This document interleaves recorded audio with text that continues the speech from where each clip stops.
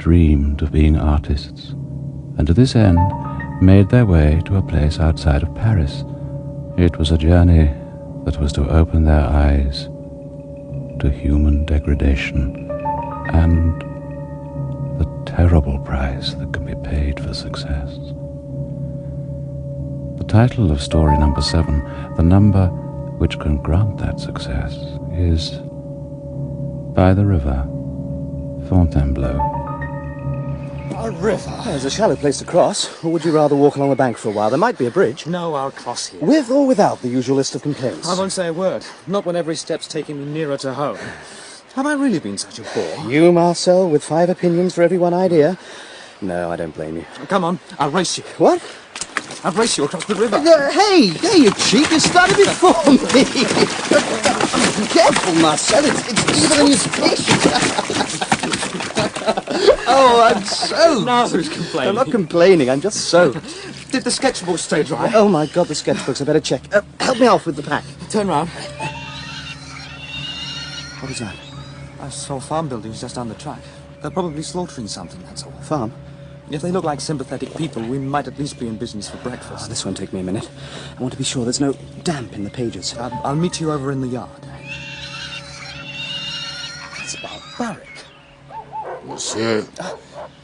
This pig. How long are you going to let it suffer like that? Its knuckles have been cut to the bone. You want something, monsieur? Only to ask the way. To where? My friend and I are artists. Well, we're studying to be painters. We're heading for Barbizon and then the train back to Paris. You see few painters around here. No, I can imagine. Few city people either. Is that so? See few people at all. Well, if you can tell me where this track leads to. Nowhere. What? Nowhere at all? The track leads nowhere. The only way out is across the river. Aren't there even any other farms further along? No. Oh. Well, thank you for your help. I don't suppose... Suppose what, monsieur? Nothing. Nothing at all. Thank you again. Go carefully, monsieur. You're a long way from home. Yes, thank you, I will. I'll have to collect my friend and then we'll be on our way.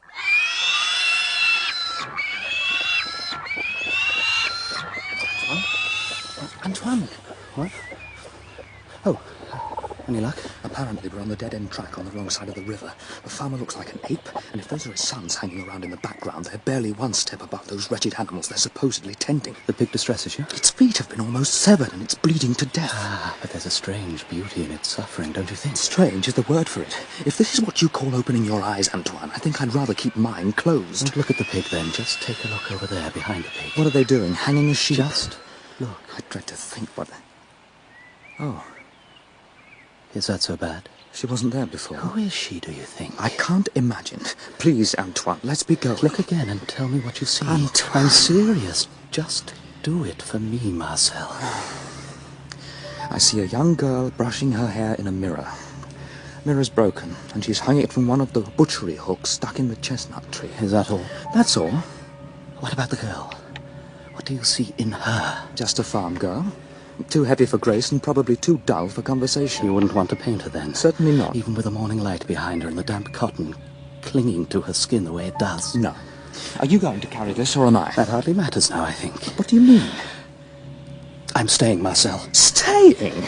I feel as if there's something that's been waiting for me here. You're serious?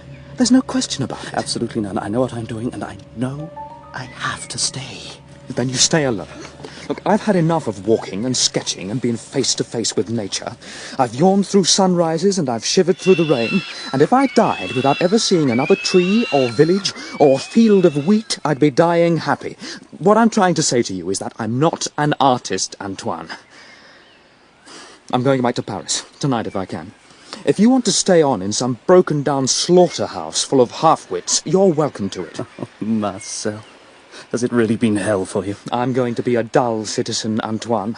I was born to be a dull citizen, and it's taken a trip like this to make me realize how much I've been looking forward to it. I can't come with you. Yes, I understand that. Look, let's not blame each other for anything. Agreed? Oh, of course not. Goodbye, Antoine. Marcel. You go and talk to the farmer then. I'm telling you, you're welcome to it. Where is he? Over on the other side of the barn, shoveling straw into a pit. I'll sort out the packs and meet you down by the river.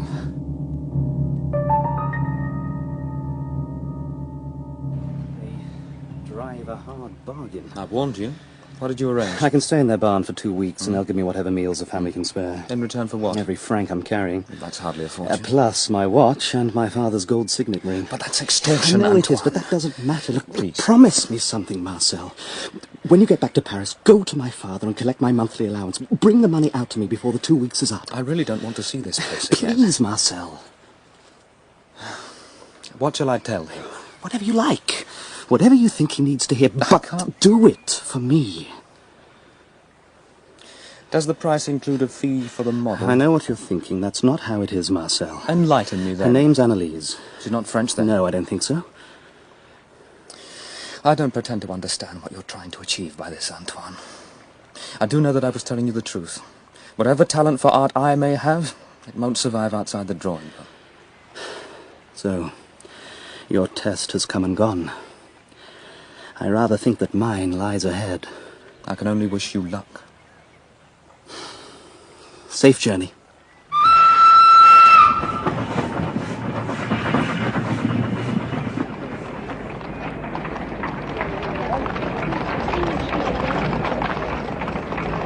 What kind of game does he think he's playing? He knows there's a job waiting for him at the bank. A job that any young man with half of Antoine's wits would leap at. Actually, I think he's quite good. Good. Or at least I think he's capable of it. Good. As a picture maker, you mean? Yes, sir. Yes, but what's it worth, Marcel? Can you tell me that? Worth, sir? In hard financial terms, in the terms of a career. This art business is all right as a hobby, but as far as real life's concerned, it's about as respectable as the music hall. Oh. And who does he expect to support him while he's off indulging himself? Me? Well, sir, he did ask me Yeah, to send him money, I expect. Well, he can think again. Oh, I only wish the boy could see clearly enough to follow your example, Marcel. Mine, sir. We heard from your dear mother that you've now joined your father's firm. Yes, Mum, I started this morning. In what capacity? As a clerk in the shipping office. So, but eventually you'll understand how you have to get to grips with the business from the ground up. It's the only way. And how are you liking it, Marcel? It's an experience. Exactly. So, go back to Antoine and tell him I said that it's too late in the day to be off playing in the woods like some overindulged schoolboy. There are responsibilities waiting for him here, and that until he does return, I'm stopping his allowances. Will you do that, Marcel? I will, sir.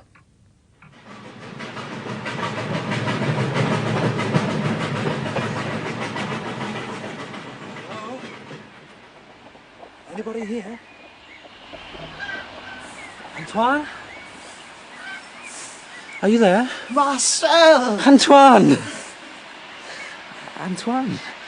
Is that you? Of course it is. Why? I'm sorry, I didn't mean to... Marcel. Have you been ill?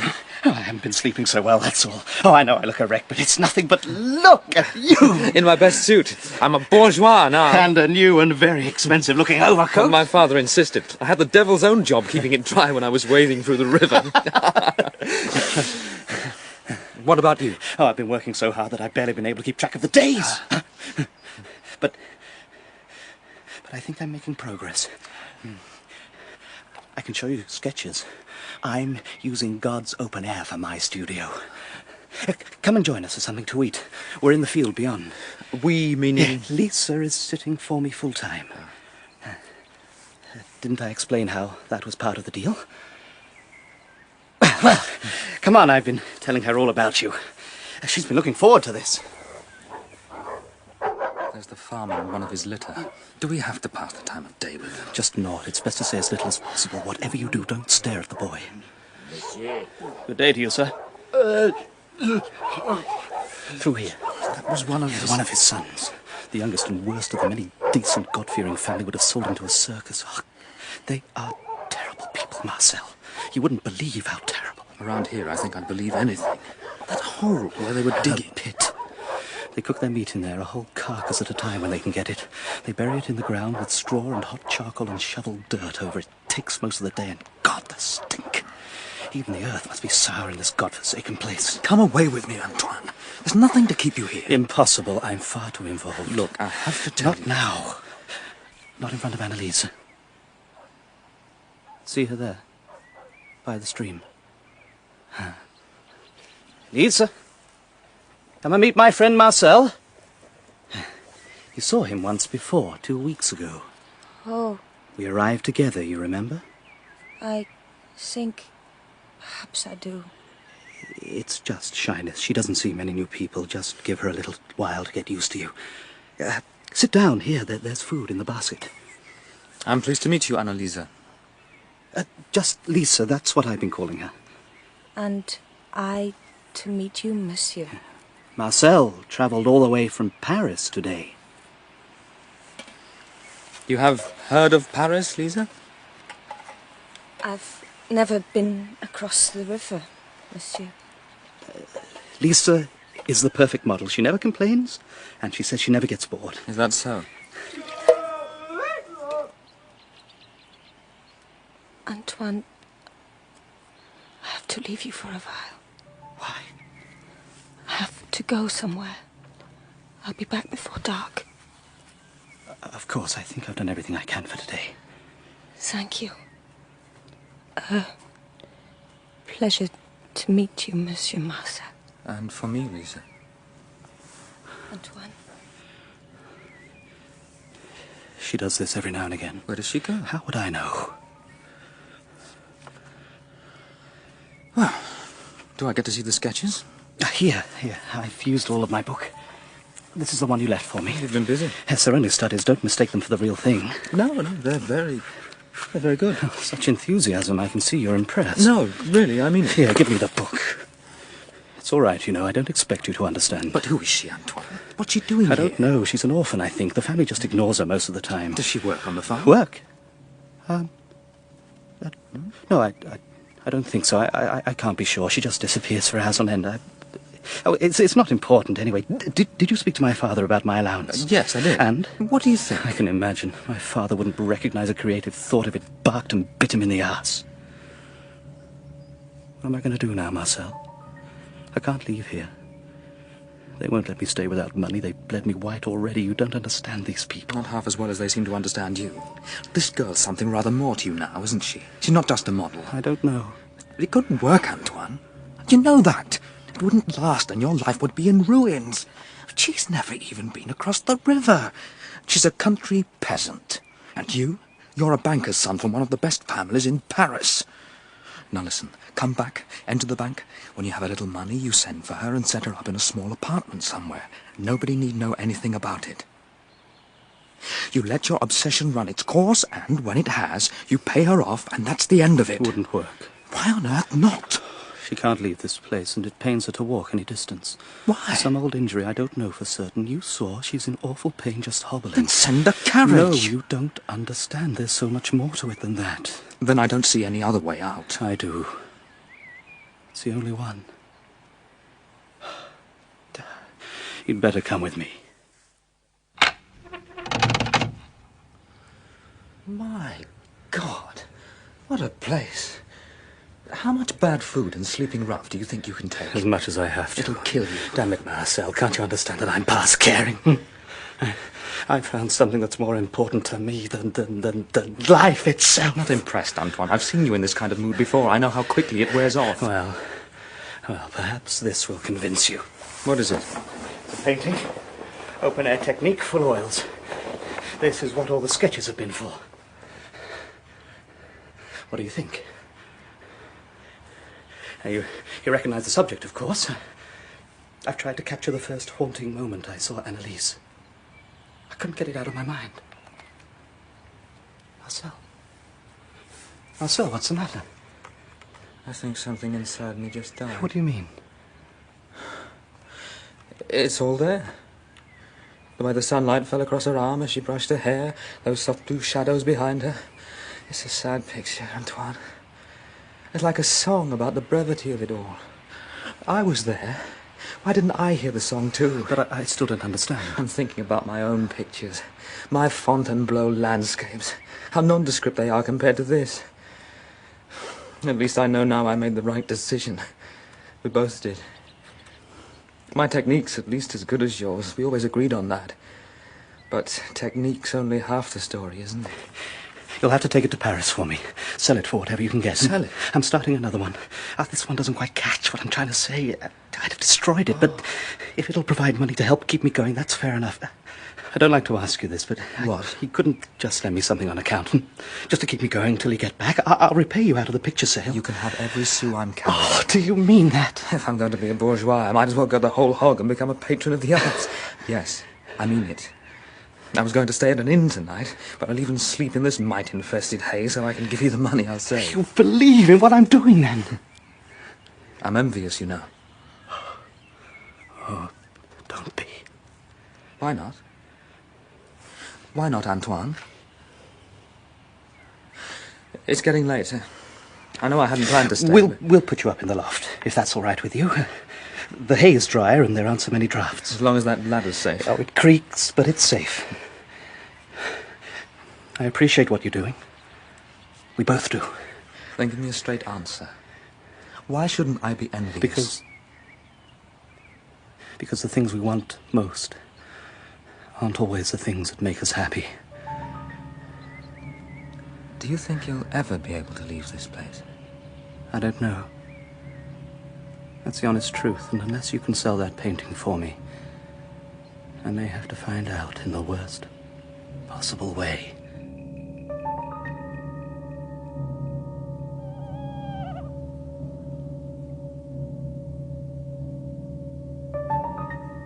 Antoine. Yes?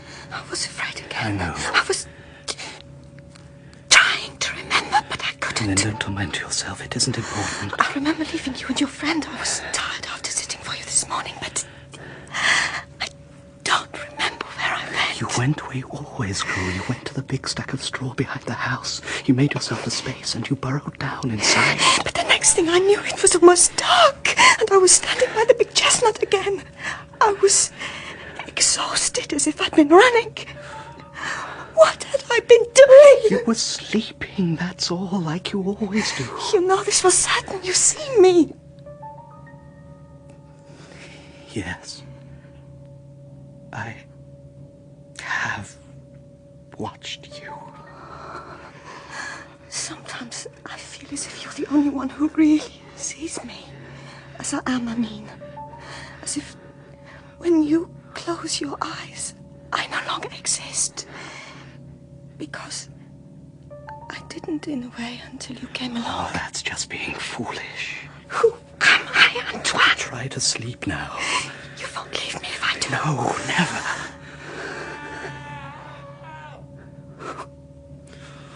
I must go now. No, Lisa, no, don't. Please, don't go. I have to. I'm sorry. Lisa. What's happening? A call. Where's Lisa going? It's the middle of the night. Nowhere, nothing's happened. Go back to sleep. You know more than you've been telling me, Antoine. Don't interfere, Marcel. Leave me alone. I heard you talking. I couldn't help it. You may have followed her, but she does more than just crawl into the straw, doesn't she? They whistle, and immediately she goes to them like a dog. And why? What do they do with her? What do you think? My God! And you just let them? I'm going to find out for myself. Don't try and stop me. Why should I even want to try? You'll achieve nothing anyway.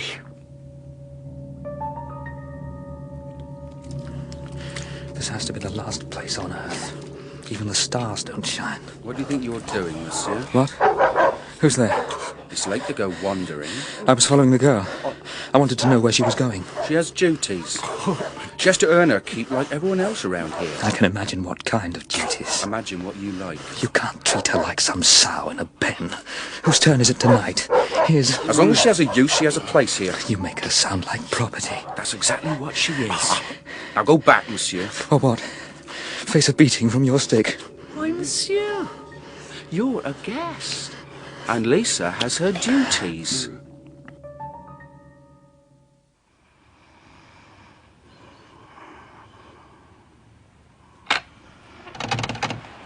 Oh, Good morning, monsieur. Good morning. Any possibility of breakfast? Go to the kitchen, Lisa, see what they've left for us. Whatever you wish. She just obeys everything you say. I wish that were true. You mean she's only doing as they've instructed her? Until the money runs That's all she knows. She can't see any other way of living. She can't see it changing any more than the rocks or the mountains. What if she just said no? To what? To everything. She isn't even part of the family. What could they do? I don't know. I'm not sure I want to know. Well, haven't you tried to persuade her? Of course. Every hour of every day. Then they call her and she goes, and then whatever they do to her just fades from her memory like an unwelcome stain. You know... I wrapped the picture. Taken one last look? It means nothing to me now. I'm on to other things. I've arranged for you to have a ride out as far as the main crossroads. In what? A dung cart? I can't see this place running to anything much better. There's a wagon. I've seen them using it. They're bound to show an interest when I tell them that you're doing it for me. Because there's money in it. Exactly. Crossroads just ahead, monsieur. And this is as far as you'll take me? For what's been paid? Yes, of course. You're looking for charity, you're in the wrong place, so lives are harder than yours. We've told your friend we can't eat his pictures. When his money's gone, so's he. Ooh, there. The girl. Who? The girl, Lisa. What about her? Get his cases down. Yeah, Antoine's family is very rich. He could set her up in apartments of her own and give her an income. She could send you money. None of Great that deal. matters. She can't leave, that's all. Why not? No reason, monsieur. She can't. Don't forget your luggage, monsieur.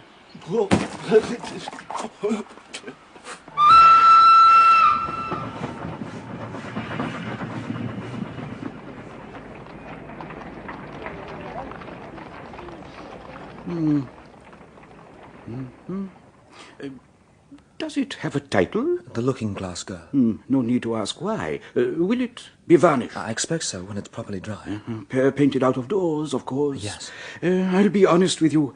I don't know what I'm going to do with this, monsieur.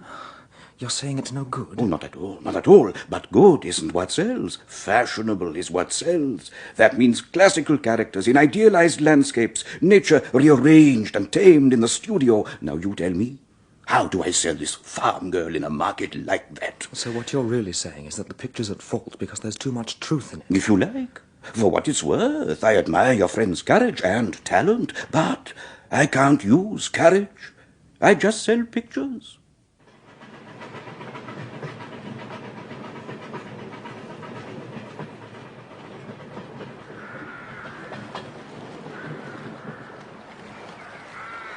Hello, Matza. You're on the wrong side of the river. My God, what's happened to you? Money dried up. Threw me out. Near 2 days. Tried to go back in there. Set the dogs on me. And Annalisa? Had to stay. I'm going over to speak to them. See if I can get her out. Marcel, don't. Let them set the dogs on me if they dare. I won't achieve anything. It's too late now. You think so? We'll see. Come on.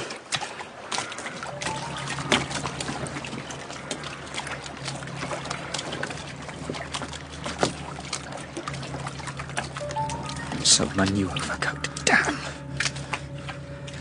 The place looks deserted. Where will I find them at this time of the day? Some kind of family gathering going on. People have been arriving all morning. I've watched them crossing the river. So where are they now? In the house, dining. And what about the dogs? On chains, till they let them loose to devour the leftovers. Right, come on. I don't want to go any closer. Please listen to me, Marcel. You'll be sorry. Come on, Antoine. This is all for you. Blood coming from hooks in the chestnut tree and hot coals in the pit. And God knows what this sound resembles more. A zoo or an asylum. For the last time, Marcel, turn back, please. Turn back. They've done more than beat you, Antoine. I fear they've broken you. Come on, open up. What about Annalisa? Will we find her in here? Antoine, answer me. What do you want, monsieur? You are no longer welcome here. I want to speak to the head of this household. You are addressing him, monsieur. I demand to know why. What are you doing? A small family gathering. Simple affair. Some fresh-cooked meat. A little red wine. And not much of anything else that I can see. Something you want from us, monsieur? I want to know what gives you the right to abuse my friend in the way that you have. Did we not honor our agreement? Honor? I see precious little evidence of honor anywhere. Then look more closely, monsieur. We are simple people. We stick to the letter of what we say. And what did we say? We told your friend we couldn't eat his pictures. What more is there to be said? Now, monsieur, this is a private affair. Come away, Marcel, please. Just to prove we can be generous, a little something for your journey home. Here. And Annalisa, is she still here? Oh, yes, monsieur. She is here. Watch out, man, you're dripping grease all over my... Antoine, look what he's given me. Antoine, look what he's given me. Take it away. Oh, somebody, take it away. Oh, God, take it away. Please, take it away.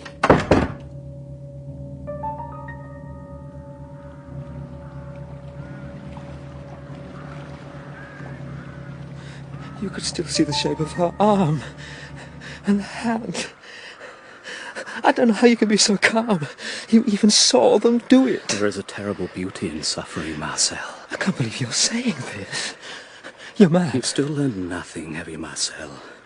Or you can stand before a canvas and see saints and martyrs and thieves on the cross, and you'll nod your head and pass on to the next.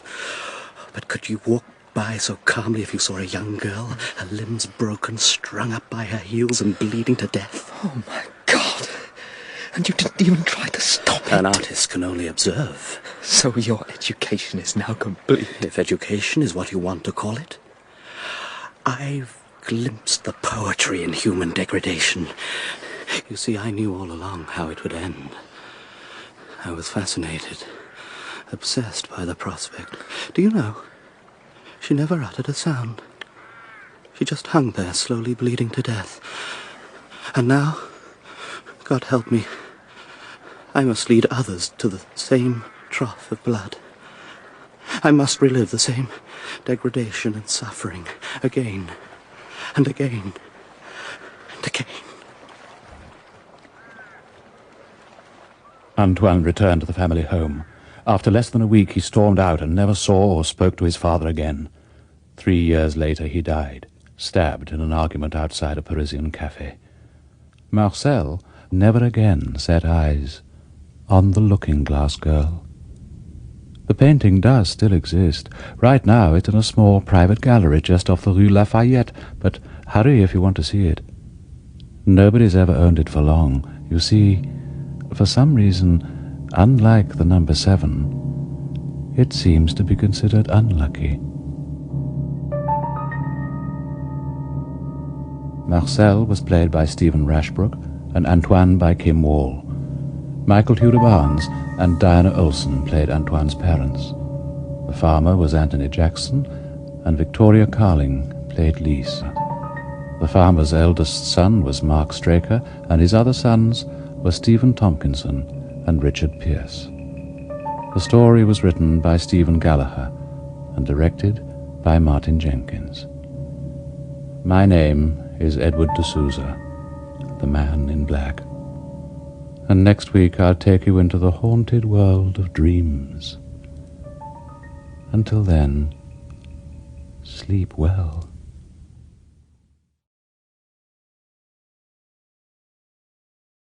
This week we come to the 8th of our stories, and in the world of numerology little attention is given to this number. For some reason, of all the numbers, 8 is the one to which little regard is paid.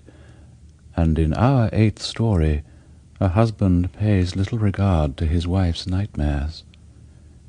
We all of us suffer the agony of nightmares from time to time, but we wake and the horror vanishes in the reality of day.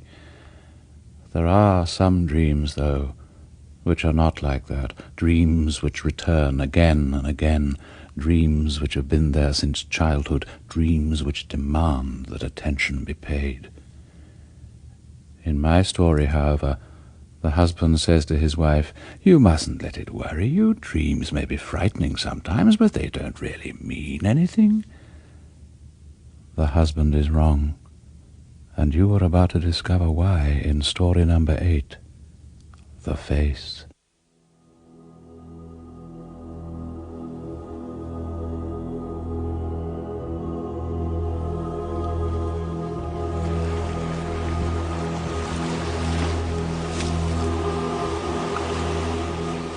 penny for them. What did you say? I said a penny for your thoughts. You've been staring out of that window for at least 10 minutes. I might just as well be back in Hammersmith. I'm sorry. Are you all right? I'm fine. You're very pale. Is it the heat? It simply has no effect on me. Richard hates it. He says he can never understand how he came to fall in love with a salamander. There's nothing wrong between you. How do you mean? Wrong between you and Richard. Celia, just because I happen to stare out of the window for a few minutes doesn't mean my marriage is on the rocks. I have every reason in the world to be happy. But you're not. Who says I'm not? Oh, come off it. We've known each other for far too long for you to try and hide something from me. What is it? It's nothing. Leave it alone. Nothing that you want to talk about. Nothing worth talking about. Tell me. It's a dream, and people who talk about... Oh, it's not worth talking about. You never know. Dream or nightmare? Both.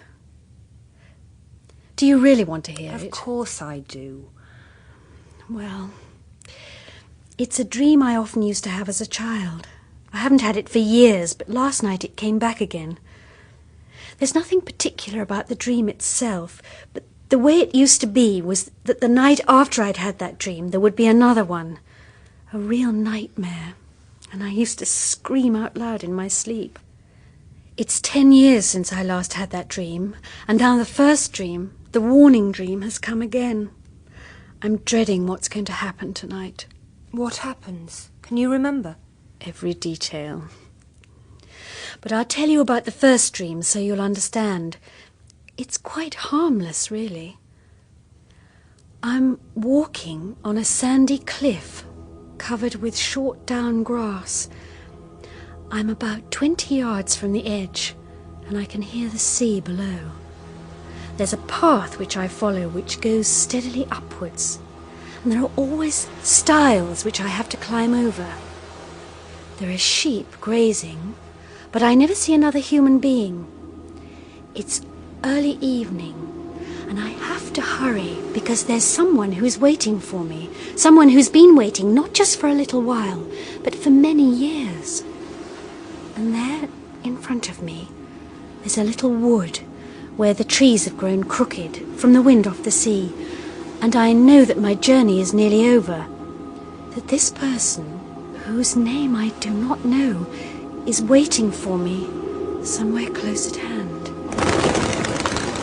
I have to walk through these trees. The boughs almost roof in the path from the sky. It's like walking through a tunnel. And then the trees start to thin out, and I can see the grey tower of a church, which stands all by itself. Around it is a graveyard, which has not been used for a long time. The main body of the church, between the tower and the edge of the cliff, is in ruins, roofless, with gaping windows and ivy growing round them. Then what happens? That's all. That's all there is. You mean it always stops there? Always. I used to dream it over and over again when I was a child. And always exactly the same? Yes, except that last night something was different. It was as if, in the years since I last had the dream, the church and the graveyard had changed. The edge of the cliff had come nearer to the tower. It was within 2 or 3 yards of it, and the whole body of the church had gone over into the sea. There was just one broken arch still standing. But there's nothing particularly frightening in that. I've had much worse dreams. I told you there's nothing frightening in the first dream. It's in the one that follows that the horror begins. What happens? It isn't so easy to describe. Partly because my mind keeps trying to shut it out, I suppose. I try to tell myself if I don't think about it, it won't come. But it always does.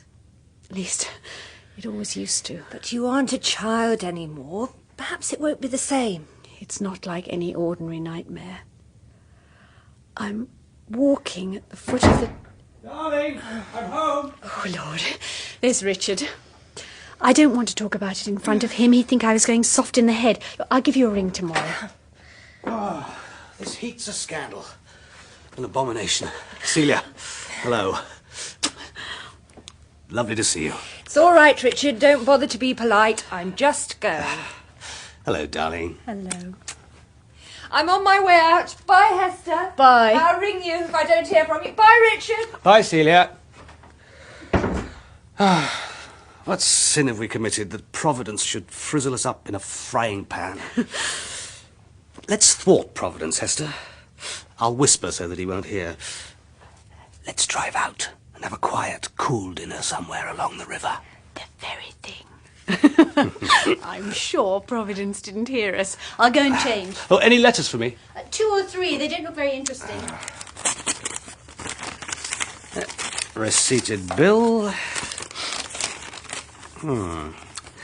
Circular begging letter. Dear Sir or Madam. Cheek! Asking me to subscribe to something without bothering to ascertain my sex. Private view. 17th century portraits at the Walton Gallery. Hester? Do you want to go to a private view at the Walton? I've got meetings all day. Somebody said that there were some Van Dycks that had never seen the light of day. When is it? Friday. I might go with Celia. She rather cares for that kind of thing. Oh, I'll leave the card on the tray. That was a marvellous meal, darling, I must say. Sometimes you have the most wonderful ideas. Good food, good wine, and a fresh breeze off the river. It even feels cooler in here. Well, we'll keep the windows open. Well, I'm going straight to bed. I'm too sleepy even to take my makeup off. I'll be with you soon. But there's a few things I've got to check in these accounts first. Before tomorrow. Must you? I won't be long.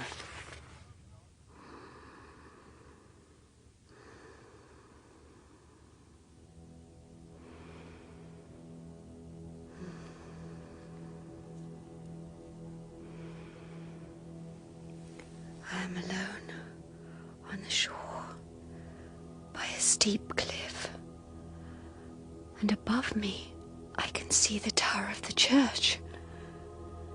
The sea must have beaten and beaten away at the cliff until it brought the nave crashing down. Broken pieces of stone everywhere. Are they all that's left of the church? And here's a piece of gravestone. Who departed this? And there's a grave still there, up on the edge of the cliff. It's coming! It's going to show itself! Run! Run! I can't move. I can't move. Try not to look. Try not to look at what's in the cliff face. I can't move my eyes. Look away. Look at the sea. I can't. It is there. The face. The face staring at me out of the cliff. Don't look. The eyes are looking into mine. The lips are moving. I am coming for you now, Hester. I am coming for you, my bride. Hester, my darling, what is it? What's the matter? Wake up. Keep him away! Keep him away! What are you going on about? There's no one here. It was just a dream. It was a dream, just as it always was. Oh, I'm so frightened. He said he would come. Who said he would come? Dreams may frighten you sometimes, but they don't really mean anything. They can't harm you.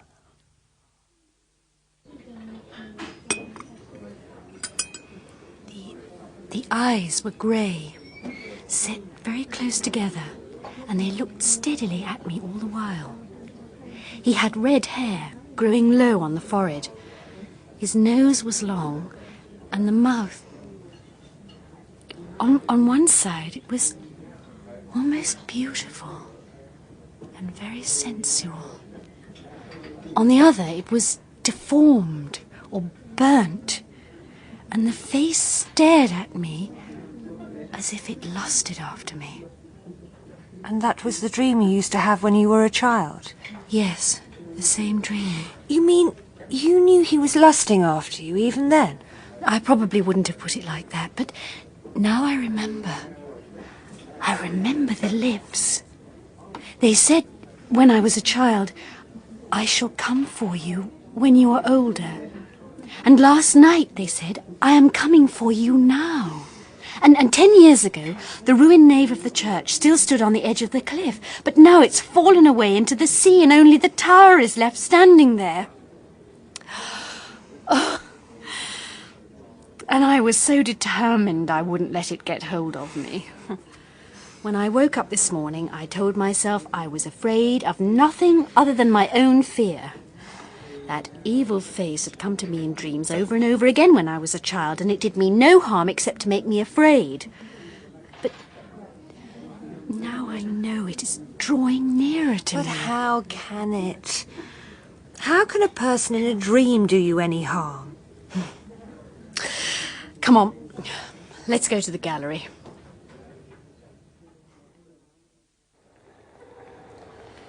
Sir Charles Cotterell, by William Dobson.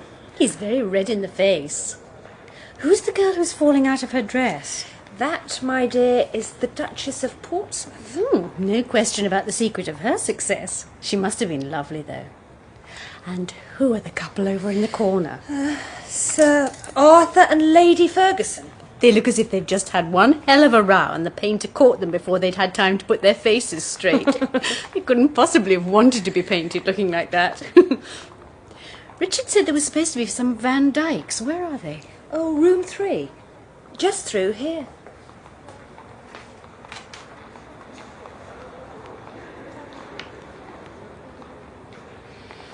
Lord Crofts. What a superbly aristocratic nose. Oh! What is it? What's the matter? You look as if you've seen a ghost. Whose portrait is that? The man with the red hair? Sir Roger Wyburn. You're trembling from head to foot. What on earth is it? That is him. That is the face in my dream. Does it say anything about him? Nothing, just portrait of Sir Roger.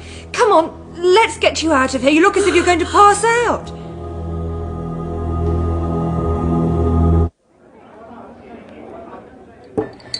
One large gin and tonic. Thanks. Oh. God, I'm sorry to make such a fuss. How stupid. You're certain it was the same? You can't be mistaken about a face that's haunted you all your life. But what does it all mean? Who was Roger Wyburn anyway? And what's he got to do with you? If only I knew. There must be some way of finding out. I've a friend who sometimes does research for writers. He might be able to help. Oh, are you going to be all right? Shall I get you a taxi? I'm meeting Richard at 5 and he's driving us down to the cottage in Rye. We're going to have a golfing weekend. Perhaps fresh air and exercise are what I really need. I am coming for you now, Esther. I am coming for you, my bride. Hester? Hester, Hester, wake up. For God's sake, wake up, Hester. Hester. Was it your dream again? Yes. Yes, it was my dream. Oh, tell me. Look, I know we haven't been married long, but it's time I knew. I suppose you're right, but you mustn't interrupt. You must just let me tell it.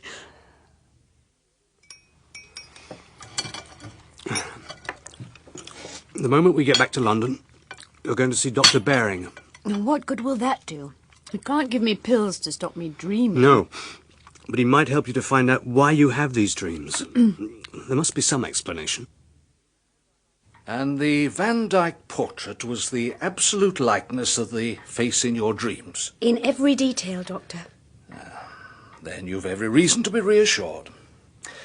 I've only the sketchiest knowledge of psychoanalysis, but this seems to be a classic instance of the way in which the mysterious subconscious flows beneath the surface of human life.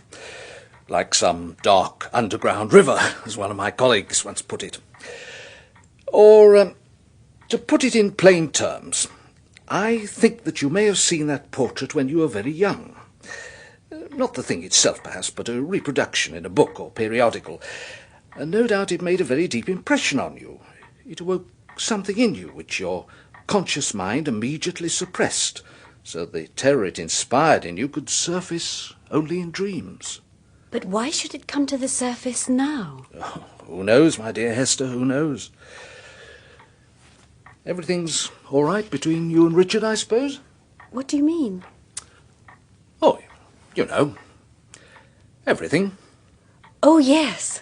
No problems in that direction. Good, good. Glad to hear it. Well, Hester, I don't find anything at all to be alarmed about. You're a perfectly healthy young woman.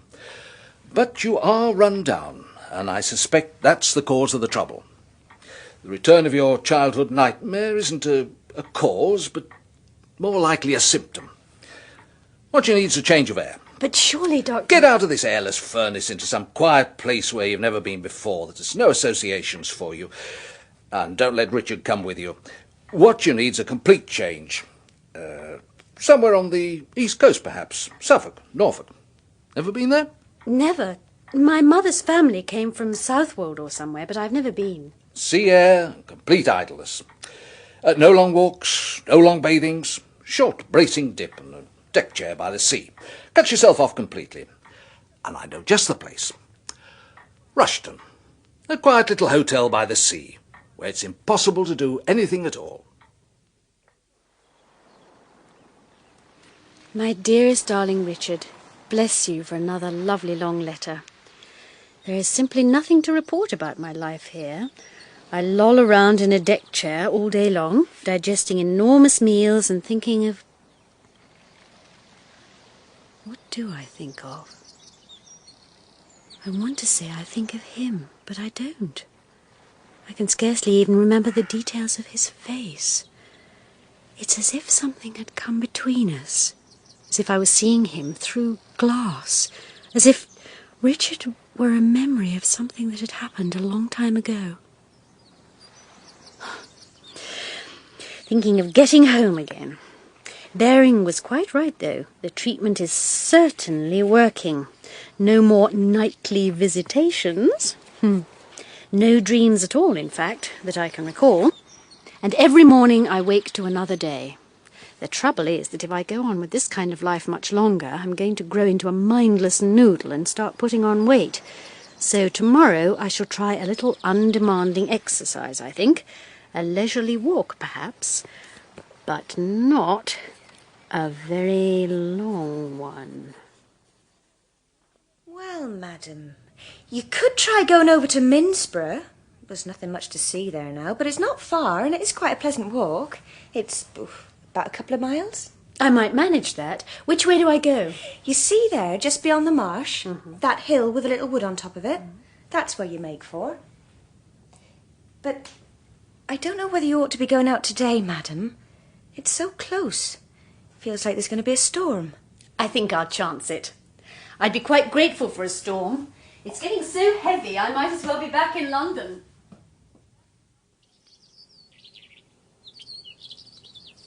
There are sheep grazing. And there's the little wood.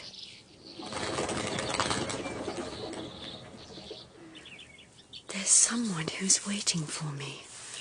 Someone who's been waiting for me, not just for a little while, but for many years. The landscape of my dream. Here all the time on the other side of the marsh. The path, the stiles, the wood, and beyond it the church tower. And the trees are like a tunnel all around me, leading me on. And I know that my journey is nearly over. That this person, whose name I do not know, is waiting for me somewhere close at hand. But now I do know his name. Will I find him there, waiting for me? The trees are beginning to thin out, and there is the church tower, and there's only one broken arch between the tower and the cliff edge.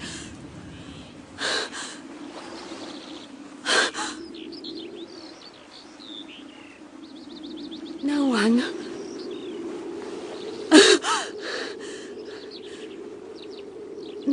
waiting for me. Only the tower and sea and gravestones crumbling on the edge of the cliff. Is this all that my fear amounts to? Is this what's been pursuing me all these years? It's time to go back. The storm is coming this way. Just in time, ma'am. Did you get wet? Nothing much to speak of. Gonna be a really bad storm. You all right, ma'am? You look very pale. There's nothing wrong. Is there a telephone I can use? Well, certainly there is, madam. It's over there in the corner by the door to the bar. Hester, I thought we agreed that I said I wouldn't phone, but something... Look, I want you to get in the car now, this minute, and drive down here. Hester, what Don't on earth- ask questions, please, darling. I can't talk about it over the phone. but surely- We've got to get me away from here as quickly as you can. I'm certain that something terrible is going to happen. Look, Hester, if it's as bad as you say, why don't you just leave now and get the next train down here? There isn't a train until the morning, and I'm frightened that by then it will be too late. Please, if you love me, come now. All right, darling. Now, take it easy. Take it easy. I'm on my way. Look, it's going to take me about 3 hours to get there. I suggest you have a relaxing bath and then a meal in the restaurant. I'll be with you about 9 o'clock. Now, take it easy. Everything will be fine. Thank you. 9 o'clock then. Please hurry. All right, darling. I will.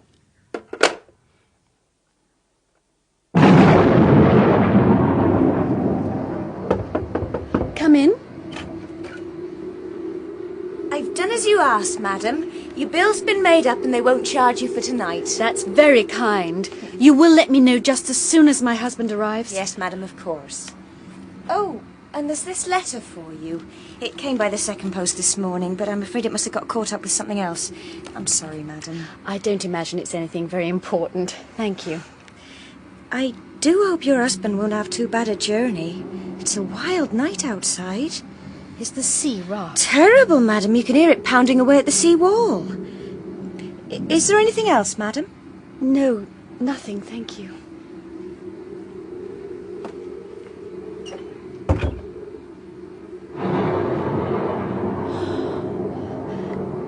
And at Minsborough there's no sea wall.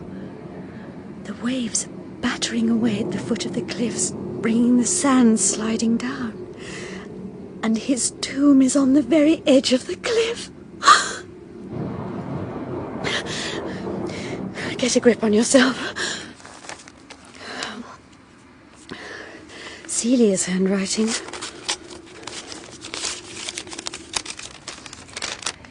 Dearest Hester, I know I said I wouldn't write, but Richard tells me you're feeling much more like your own sweet self. And in any case, there's something I think you ought to know. I said I'd get my friend to see what he could find out about Roger Wyburn. There isn't very much, but this is the gist of it. He was at the court of Charles I, but wasn't a very reputable kind of character. There was some sort of scandal concerning one of the Queen's maids of honour, and after that he was distinctly persona non grata at court. And there were more sinister stories about him, hints that he had dabbled in the black arts. As the rumours got nastier, he fled the country and got caught up in the Protestant cause in the 30 Years' War. He was injured at the Battle of Vlotho, wherever that may have been. That was in 1638. The following year, the girl to whom he had been betrothed since childhood came of age. He swore that no one would keep him from his bride, and returned to claim her. But the ship carrying him from Flanders was wrecked in a violent storm off a place called Minsborough, and he was drowned. And that's it. But the thing I thought you should know is that her name was Colburn. And I seem to remember you saying that was the name of your mother's family. And her Christian name was Hester.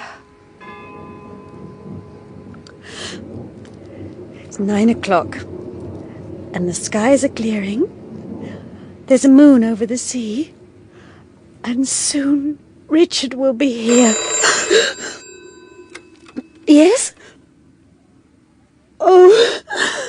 That's wonderful. I'll be down in a moment.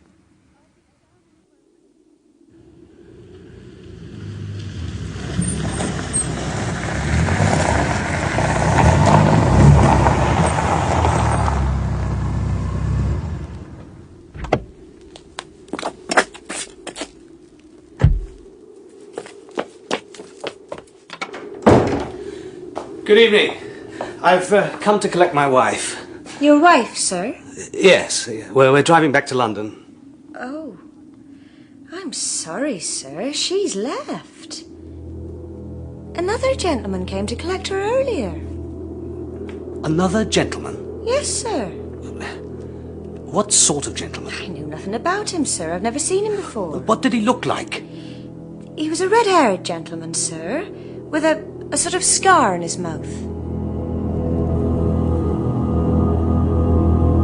There were footprints, which might have been hers, and they followed them until they came to an end, 2 miles away, in a great landslide of sand, which had fallen from the old churchyard on the cliff.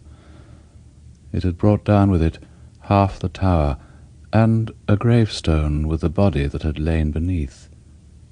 The gravestone was of Roger Wyburn, and his body lay by it, untouched by corruption or decay, although centuries had passed since it was interred. No further discovery was ever made. Rosalind Ayres played the doomed Hester, and Rosalind Thomas her friend Celia. Richard, the husband, was David Goodland, and Norman Bird played Dr. Baring. The maid was Victoria Carling. The face was written by E.F. Benson, dramatized by Michael Bakewell, and directed by Jerry Jones. My name is Edward de Souza, the Man in Black, and I invite you to join me next week and come face to face with Fear on 4.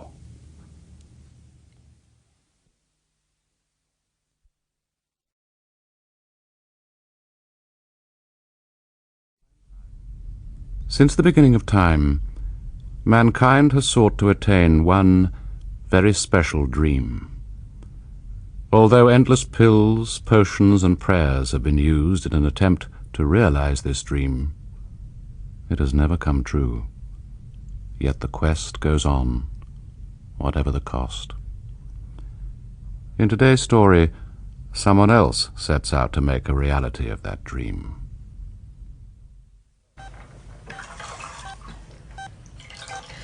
Don't you think we should stop? No. I mean, before we succeed. But we have succeeded. Look at the eyes. They're looking back at you. They're not. Move your hand closer. Go on. John, we should stop. Closer. Oh, he bit me! He damn well bit me! You see? I'm bleeding! He bit you that hard? That's wonderful.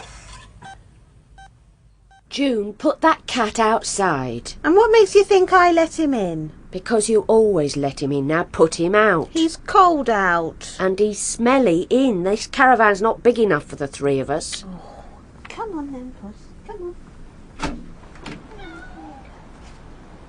on. That's better. Now come and have some tea. And take this coat off. It's all right. You don't have to do it for me. I'm not stupid. Didn't say you were stupid. I'm steady. Reliable. Who have you been talking to? No one. No one. I see. Cat's got your tongue, has it? Can't have. Cat's outside. Oh, we are Miss Clever today, aren't we? So what's Miss Clever? I've handed in my notice at the pet shop. You've done what? Are you telling the truth? Yes. What's got into you? Do you know the trouble we went to get you that job? A job with animals, a job you could do? They're in cages. Never mind cages. You'll go back down there now and apologise to Mr. Tutton and say you want your job back. But I'm going to have a career. What are you talking about? Dr. Bellhampton has offered me a career at Crowley. What? The research place? What is all this about? He came into the shop to buy some rats, but then he came back because I'm the sort of girl he's looking for, he said. I can start on Monday. That's what you think. Haven't you heard what they say goes on there? Things to turn your stomach. He said you'd be worried, so he should come and see you. Set your mind at rest, he said. Did he now? She impressed me at the pet shop, Mrs. Woods. So helpful and conscientious. Excuse me. Not like so many young people today. Obviously well brought up. Well, she was, yes. Tell me, Doctor, what does this work involve? Nothing strenuous. Looking after some animals, keeping an eye on things, just being there. The work, what is it? Pushing back the frontiers of medicine. Working in the battle against cancer. I don't think anyone can argue against that. Well, no. Mrs. Woods, I'd very much like June to work for me. If you're still worried in any way, then come along to see the laboratories, meet my colleagues. I'd be delighted to involve you as much as you like. Yes. Doctor, you do know June is, well, educationally, Different. Yes. But she's quite capable of doing what needs to be done. I do hope you'll feel able to let her come and work with us. So, June, this is your room. I didn't think I'd get a room. It was just somewhere in case you should ever need to stay the night.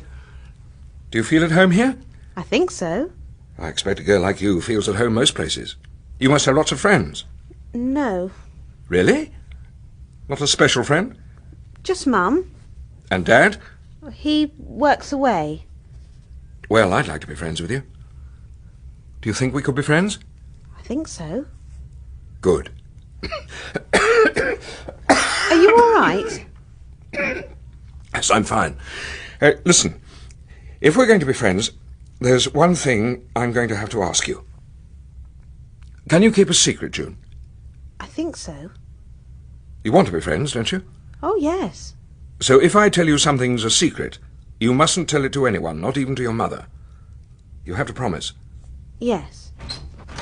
John? Oh, is this her? It is. Maggie, I'd like you to meet Miss June Woods, our new laboratory assistant. June, this is Maggie, my deputy. Hello. How are you? How am I? Oh, don't ask. John, I've just spoken to Clive. He's talking about the 22nd. Yes? I thought we'd agreed to postpone the op for at least 2 months. Well, we've changed our minds, haven't we? So why don't you run along and organise it? John, I really think you ought to... Yes? Nothing. Nothing. We mustn't let ourselves be disturbed by the other staff, must we, June? No. Not when we're having a meeting. Now, let me show you where you're going to work. And you're very privileged to be allowed in. Everything that happens in there is secret. You remember about secrets? Yes. Good.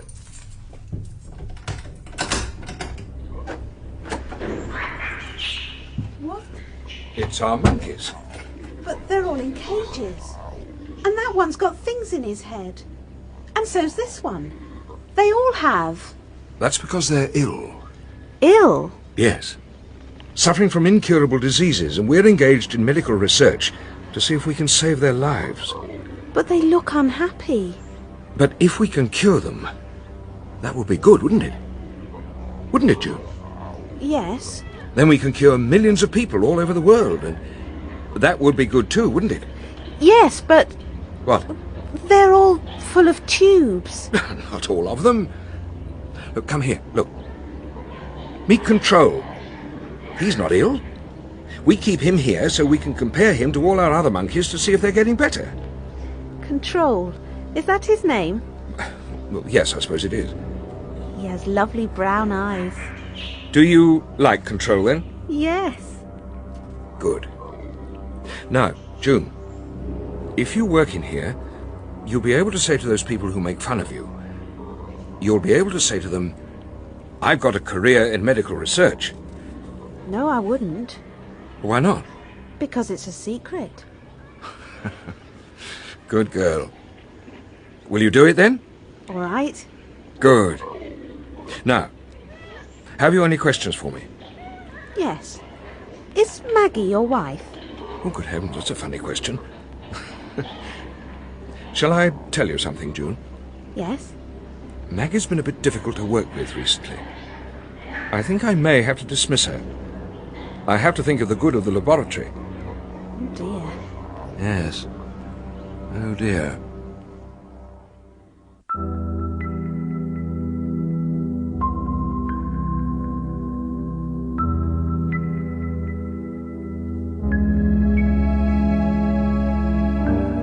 Hello, Control.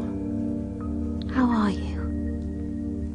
I wish you wouldn't look so sad. I've brought you some fruit. Dr. Bellhampton said I could. I'd like to touch you, but I'm not allowed to because you'll bite me. You won't bite me, will you?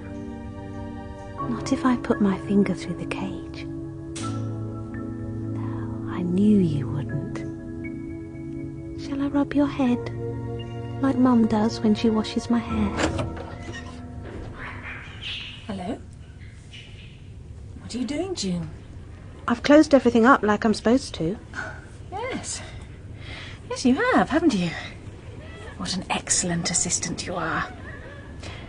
And you've made friends, I see. Yes. I don't like looking at all the other monkeys, even though I know they're ill and you're trying to cure them. Cure them? Yes. John's a right little St. Francis of Assisi, isn't he? And, of course, very handsome. I suppose you're attracted to him, are you, June? I'll tell him. You'll like that. And, does he talk about me? I'll take that as a yes, too, shall I? Has he mentioned firing me? You see, I need to know. I've been offered this well-paid job, and if I'm going to be dismissed, I might as well take it. Only I need to know now. You understand? Yes. It's my whole future at stake, you see. Please. Is there anything you can tell me? No. Only if you were to tell me, I could help you. You know what will happen to Control here after all the experiments are over. There'll be no use for him.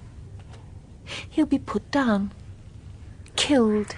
No. You wouldn't want that, would you? It's not fair. No, it's not. And I could arrange for him to be saved if only Could you now? Doctor.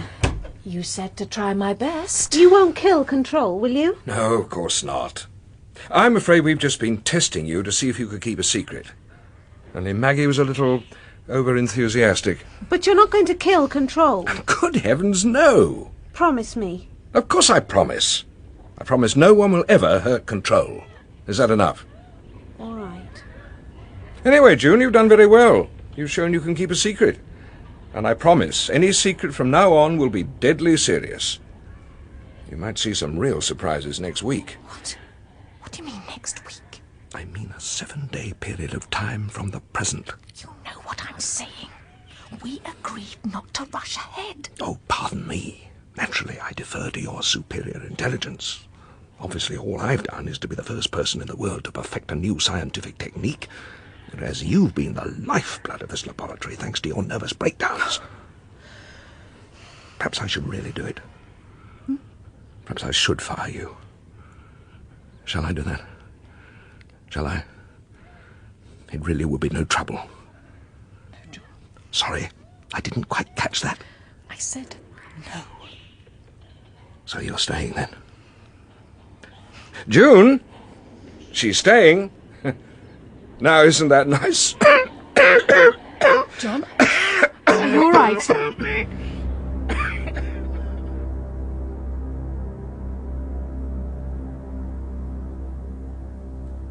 Hello, Control. Do you know something? We've been best friends for exactly 2 weeks. Well, 2 weeks and 17 minutes. You are still my best friend, aren't you? Hello, June. How's your career coming along? Busy, are you? I'm speaking to Control. I'm sure it's a great meeting of minds. Oh, I do like your earrings. Where did you get them from? Well... Oh, yes, I remember.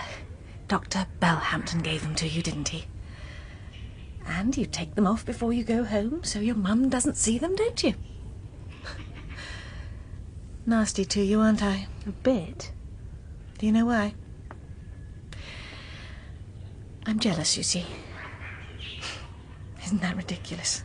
Me being jealous of you. He's only my friend. Oh, don't worry. I'm used to it. He just likes collecting women like other men collect matchboxes. I don't know why I don't leave him. That's why he likes me, I suppose. Because I can't. Listen to me. Talking to you like you talk to that bloody monkey. He's not a bloody monkey. He's Control. That's what they should call John. Evil-minded bastard. I think he gets angry because he's ill. He takes all those pills. When? When he thinks no one's looking. You've seen him? I think that's why he's nasty to you sometimes. He's nasty because he likes being nasty. I don't think so. He cures all the monkeys here. Oh, yes. Like a bacon smoker cures pigs. Shall I show you what's inside this little room here? Yes. I think I will. Well, Dr. Bellhampton said I mustn't go in there until I was shown. Oh, well then, that's all right. You're about to be shown. Come on. Are you frightened to look? No. All right then. There. How do you like it? It's a monkey. Oh. Correction. It's a monkey's head. But it's moving. It's alive, that's why. But its body... It hasn't got one. These tubes pump the blood in and out, and the machinery acts as heart and lungs. Oh, it's horrid. Isn't it? See how Dr. Bellhampton amuses himself on rainy Sunday afternoons. Is it really alive? Push that button. That button there, push it. See? It can speak. It has a voice box. And look at it, watching you with its little beady eyes.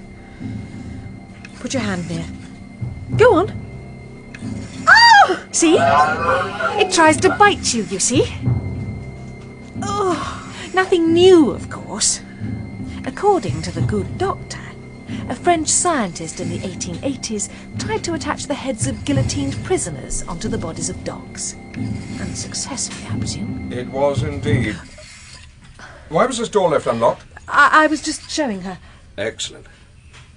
I was going to show her today anyway. Why don't you run along, Maggie? I just thought it was about time she knew what was... Yes, of course you did. Nothing wrong with that. John, I... We'll speak later. So, June, what do you think of our latest breakthrough? Why did you do it? Because it's a way of keeping the monkey alive. It was dying, you see. Lots of tumours in the body, but its head was untouched. So this way, using an artificial heart and lungs and a kidney machine to cleanse the blood, we should be able to keep it alive almost indefinitely. You look worried, June. Yes, because it's... Saving a life. Soon we'll be able to do the same for humans. Like if your mother was to get cancer. You wouldn't want her to die and leave you all alone, would you? No. Exactly. And this way we could keep her alive. So you see why we did it? Is there another head? No? Why? There's 2 empty cages. Aren't you observant? Well, you've got a naturally scientific mind, you see. And you're right. To perform the operation, we need some of the blood vessels from a second monkey whose tissue matches. So you killed 2? The second one was very ill. He'd have died within 24 hours. And at least this way we're keeping one monkey alive. Aren't we, June? Yes. Good. But remember, this is a secret. Yes. You see, any tittle-tattle in the village could wreck the chances of success. Do you believe in God? Oh, yes. God hears every promise you make. And down below is hell, full of all the bad people who broke promises. All the bad people in endless torment. All that screaming. I'll keep my promise. You don't have to frighten me. I wasn't trying to. It's just I reflect on torment quite a lot at the moment. It's necessary sometimes, you know, for us to advance. And we must advance. Always advance. Now, June, would you be prepared to work nights here? We need someone to keep an eye on the place. Obviously, I'll talk to your mother and we'll increase your pay and just think, you'll be able to have lots of long talks with Control.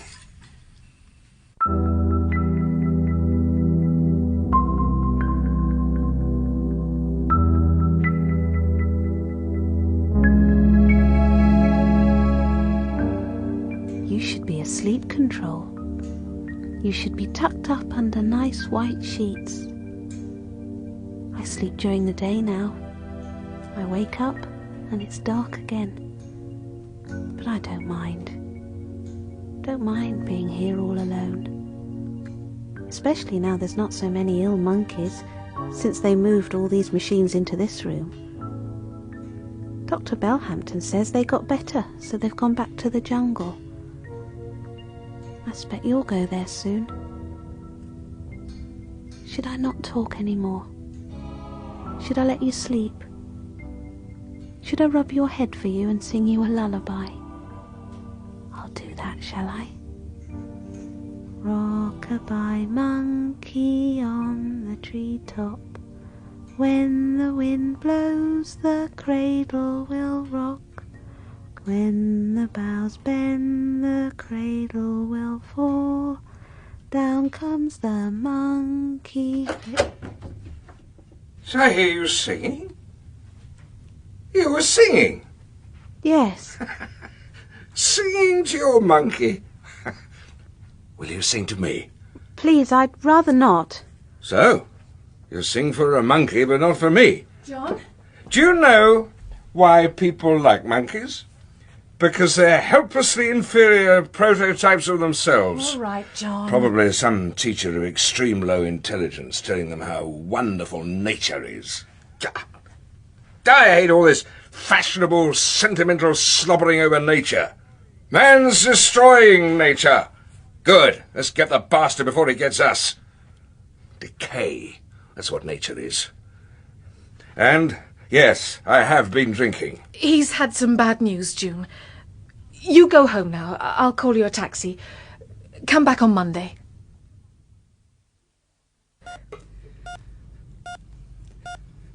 Clamp. Tweezers.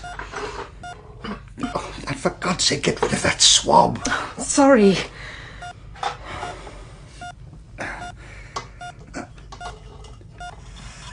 There. Has it worked? Has it? I don't know. I've done my best. God, I know I owed John a favour, but this... It was good of you to do it. Blackmail is what made me do it, and you know it. Yes, I do. And if you ever mention a word of this, your career will be over. You think it isn't already? June. Hello. How are you? Did you have a nice weekend? Yes. June, you know Dr. Bellhampton thinks a lot of you. He picked you because he felt he could rely on you. Yes. And now, well, what he wants you to do is going to come as a bit of a shock. And, well, to hell with it. We might as well go in. What's happened? You'll see. There. Control. Control. He's not in his cage. June, for God's sake, forget about Control. Where is he? I don't know.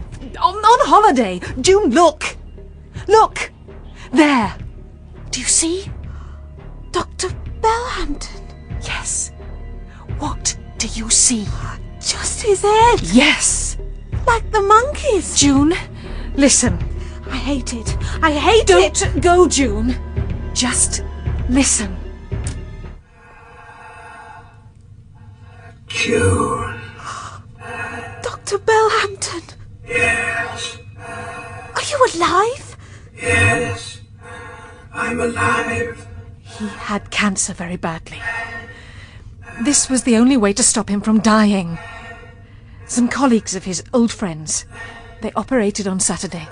It's horrid. Don't be frightened, June. It's only me.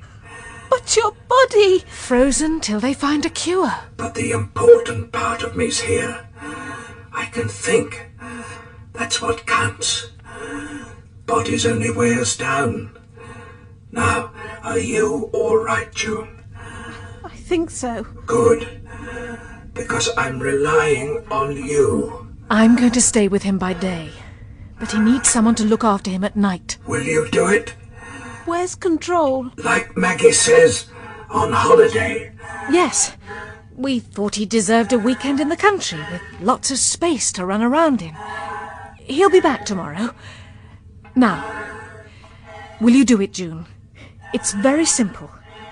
All you have to do is look after Dr. Bellhampton. And if there's an emergency, press this alarm. I'll stay with you tonight. Then after that, you're on your own. Do you think you can do it?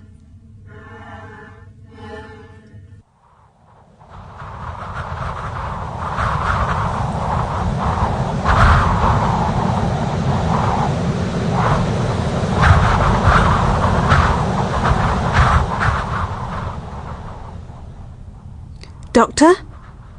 What is it you want? Oh, I see. You have to press that before I can speak. Yes, I realise. What's it like outside? There's a big storm. They say it's the worst this winter. Mum says it's because we're mucking about with nature. We're not mucking about with her. We're mastering her. Do you understand that? Yes. Is something the matter? Yes.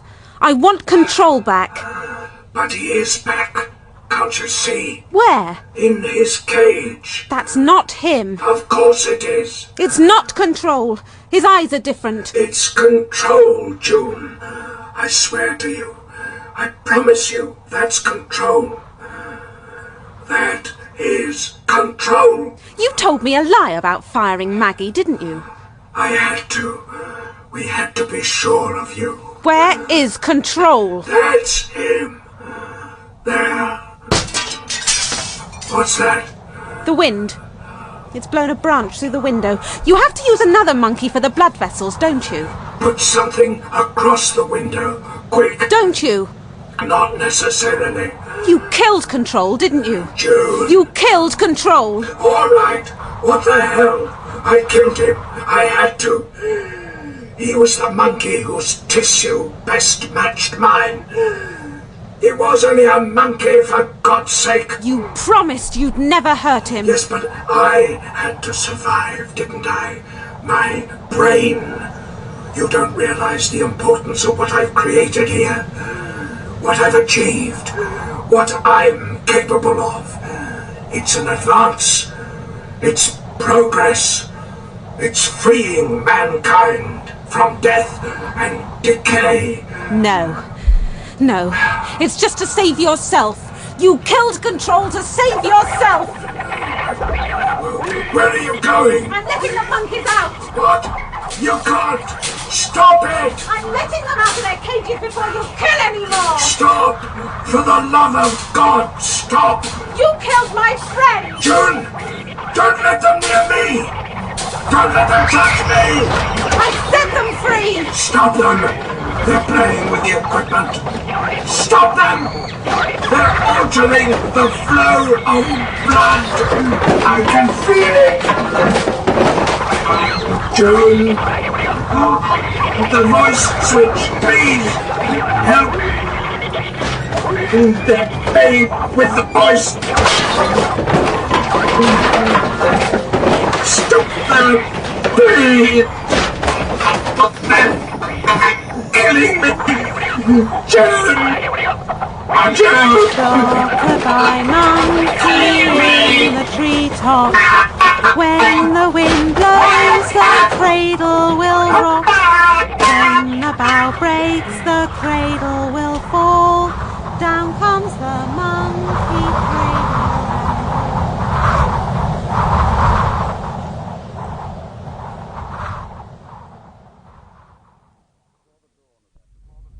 Before the dawn of that stormy night, an army team had moved in and sealed off the laboratory. It seemed none of the animals had escaped until a week later, when a crazed and disfigured monkey was found shivering in a drainage ditch. No one ever saw June and